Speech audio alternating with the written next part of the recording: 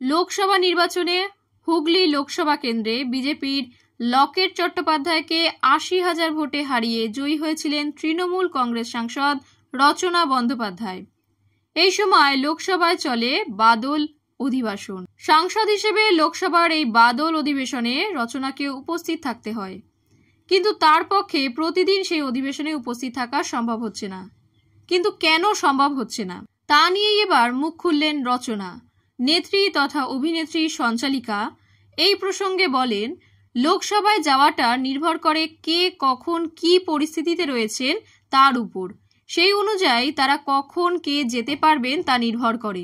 যারা পুরোপুরিভাবে রাজনীতিবিদ বা রাজনীতিটাই যাদের একমাত্র পেশা, আমার মনে হয় তাদের অবশ্যই যতদিন এই অধিবেশন চলবে ততদিন পার্লামেন্টে যাওয়া উচিত, যদি না তার কোনো শারীরিক সমস্যা বা পারিবারিক কোনো অসুবিধা থাকে।